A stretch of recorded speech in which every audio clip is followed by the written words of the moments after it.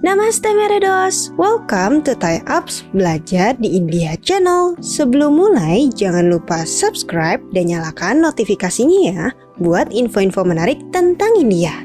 Halo Meredos, kalian masih ingat gak nih dengan video yang satu ini? Yap, sebelumnya kita pernah melakukan interview dengan orang Papua yang pernah pergi ke India. Buat yang belum tonton, jangan lupa tonton ya. Nah, di segmen kali ini, Sita mau bahas terkait sudut pandang tentang Papua dari seorang mahasiswi yang jauh-jauh dari Jakarta terbang ke tanah Papua untuk melakukan magang di sana. Bagi kalian yang penasaran dengan ceritanya, kita langsung aja yuk kenalan dengan teman Sita yang satu ini. Halo Kak Monica, gimana nih kabarnya Kak? Baik, hai Sita. Halo Kak. Nah, sebelum kita mulai nih ngobrol-ngobrol kita, mungkin Kak Monica bisa memperkenalkan diri dulu nih ke teman-teman Thai Apps. Oke, hai teman-teman Thai Apps, perkenalkan nama aku Monica Wijaya. Saya mahasiswa dari Bina Nusantara University, jurusan DKV Animasi. Saat ini sedang menjalankan internship program di PT Freeport Indonesia, yang mana saat ini aku lagi di job site di Tembagapura, Timika, Papua. Oke Kak. Nah, kita langsung mulai dari pertanyaan yang paling general dulu nih Kak. Yang pertama, sebenarnya nih, gimana sih Kak ceritanya bisa jauh-jauh nih dari Jakarta, lalu bisa sampai magang di Papua? Oke, jadi awalnya itu sebenarnya kan di Jakarta kita masih dalam pandemi ya waktu itu, mulai magang di Februari 2022, baru di April mau masuk ke endemi waktu itu. Nah, setelah aku coba tanya ke supervisorku, Pak ada nggak kira-kira kesempatan untuk ke job site? Karena di rencana awal itu nggak ada rencana untuk ke job site. Tapi akhirnya kanlah untuk datang ke job site buat magang langsung di tempat. Oke, berarti nih Kak, sebelumnya Kakak pernah nggak sih kepikiran kayak suatu hari nanti gitu kan ingin ke daerah timur Indonesia? Kalau dulu pernah punya harapan pengen setidaknya sekali lah dalam hidup mampir gitu ke timur Indonesia untuk lihat pemandangan alamnya yang begitu bagus secara langsung, interaksi dengan orang-orang lokal Papua, dan ya puji Tuhan akhirnya tersampai ya saat ini. Umumnya kan ya orang-orang di Indonesia nih kalau diminta untuk ke Papua, mereka itu punya stereotip atau kayak konotasinya itu yang cukup negatif gitu kan. Kalau dari Kak Monica atau dari keluarga, pernah nggak sih Kak mendengar tentang stereotip ini? Pernah kok, dan dari keluarga maupun teman-teman dekat juga mereka concern banget waktu aku bilang aku mau ke Papua, karena mereka punya stereotip mengenai orang Papua ini mereka galak-galak atau mereka tidak semodern kita, jadi nanti susah untuk memenuhi kebutuhan sehari-hari. Nah, tapi pada kenyataannya tidak seperti itu. Oke. Terus nih Kak, kayak apa sih Kak yang akhirnya membuat orang tua dari Kak Monica akhirnya tuh menyetujui nih Kakak boleh nih untuk ke Papua? Oke, nah untuk izin ke orang tuaku, waktu itu aku sampai rapat paripurna meja kotak gitu loh di rumah.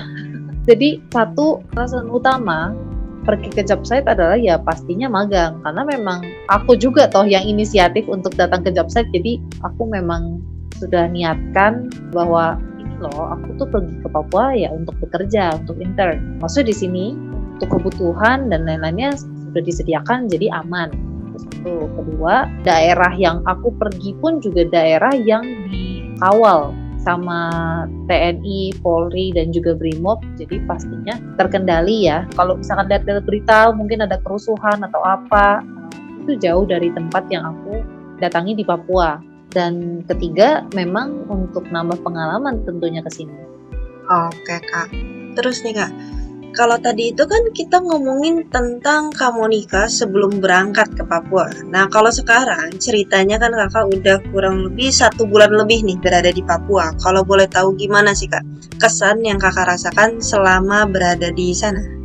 Selama 1 bulan ini aku merasakan banyak banget emotion karena di sini seru dan senang banget ketemu sama teman-teman yang kerja di sini. Ada yang dari berbagai daerah selain Papua ya, bahkan aku ketemu juga beberapa pekerja yang dari luar negeri. ada juga di sini. Jadi interaksi yang aku lakukan sama orang-orang tuh bener-bener mix culture itu. Terus juga banyak tempat-tempat baru yang belum pernah aku kunjungin. Contohnya kayak di underground atau ke Grassberg. Itu sempat juga aku datang ke sana dan bener-bener sebuah pengalaman yang sangat berkesan sih buat aku, datang ke tempat-tempat baru. Apalagi sebelumnya kan selama pandemi itu kita selalu WFH ya, jadi ini bener-bener exciting banget. Oke, kalau orang-orangnya sendiri itu gimana sih Kak?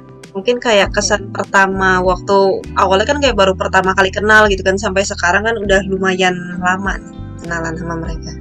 Jadi kesan pertama aku waktu datang, aku pikir orang-orangnya itu akan yang kaku, serius gitu ya, karena kan suasana kantor, tapi ternyata enggak juga. Malah kita banyak tawanya sih. Seru-seru. Dan orang-orangnya juga sangat ramah. Menurutku cara mereka menyapa maupun berteman dengan orang baru itu sangat-sangat ramah. Oke. Terus nih Kak, masih berhubungan dengan orang-orang yang di Papua kan terkait keramah tamahannya. Apakah dalam budaya dan keramah tamahannya ini orang Papua mirip dengan orang Jawa? Kalau untuk keramah tamahan sama-sama ramah ya orang Papua dan orang Jawa, tapi kalau untuk kebiasaan atau bagaimana cara mereka menyampaikan keramahannya itu memang berbeda. Mungkin kalau di Jawa itu misalkan ya monggo duduk secara halus pelan. Memang kalau di sini karena masyarakatnya terbiasa dengan suara yang lantang, jadi mereka lebih seperti yo adik silakan duduk gitu loh. Jadi cuman beda intonasi aja, tapi sama-sama ramah. Oke, aku penasaran. Berarti kalau kan intonasi itu kan cukup berbeda kan ya. Jadi kayak pernah nggak sih Kak kayak terjadi kesalahpahaman gitu? Iya pernah. Pernah sekali aku dipanggil, aku pikir aku mau dimarahin, ternyata enggak, cuma ditawarin biskuit doang. Oke, selama Kakak berada di sana, apakah orang Papua sendiri merasa tertinggal atau terdiskriminasi gitu kan oleh provinsi lain di Indonesia? Kan kita juga ada pernah dengar berita-berita ya, misalkan seperti mahasiswa Papua yang ke Tanah Jawa kemudian dibully, atau masyarakat Papua yang memang kita tahu faktanya di sini masih dalam tahap pembangunan. Tapi kalau dari masyarakat lokalnya sendiri, mereka bukan merasa tertinggal, namun mereka sedang mengejar ketertinggalan tersebut agar bisa berkembang daerah di Papua. Oke. Menurut Kakak, pengalaman apa sih Kak yang paling menarik atau yang paling memorable istilahnya selama Kakak berada di sana? Yang paling memorable itu adalah ketika aku berinteraksi dengan masyarakat lokal asli di sini. Jadi daerah Tembagapura itu ada namanya Desa Banti dan aku sempat ke sana untuk berinteraksi langsung dengan masyarakat lokal. Walaupun di sini kan aku jadi desainer grafis ya, sehingga saat Desa Banti itu aku membantu dokumentasi penyuluhan ke desa dan itu sangat sedikit banyak aku belajar kebiasaan masyarakat lokal di sana. Dan di Papua itu ada salam khusus loh, kita kasih salam khusus. Gimana tuh Kak? Jadi kita menyatukan jari kayak gini, di tek gitu. Jadi kalau ketemu temen tuh salamnya bukan salam jabat tangan biasa, tapi kayak gini, terus bunyi tek gitu kenceng. Itu sebenarnya ada kayak pemaknaannya tersendiri nggak sih Kak? Ya itu untuk salam antar teman. Oke. Sesuatu yang sangat unik dan kayak di daerah lain nggak gitu deh. Benar-benar. Kalau barusan itu kan tentang pengalaman yang paling memorable nih. Sekarang menurut kamu nih Kak, apakah ada sedikit rekomendasi destinasi wisata atau misalkan tempat-tempat yang recommended lah kalau misalkan ada teman-teman nih ada yang mau datang ke Papua? Kalau misalkan untuk destinasi wisata di Papua yang bisa dikunjungi sama masyarakat, biasanya tuh yang terkenal sekarang kan Raja Ampat ya. Raja Ampat itu ada di bagian barat Papua. Kita juga mampir ke Merauke, di sana ada perbukitan yang bagus. Juga Jayapura, pantainya terkenal, bersih sekali. Kayak dari tempat-tempat yang udah pernah kamu kunjungi nih, kira-kira yang mana sih yang paling Kakak sukain? Kalau tempat yang paling aku suka selama di job site itu Grassberg. Itu kita ada di ketinggian 4.000-an mdpl. Jadi rasanya tuh kita bisa megang awan. Literally kita tuh nembus awan udah di atas. Dan pemandangannya sangat-sangat bagus. kira-kira apakah kamu Nika punya tips nih untuk traveling ke Papua?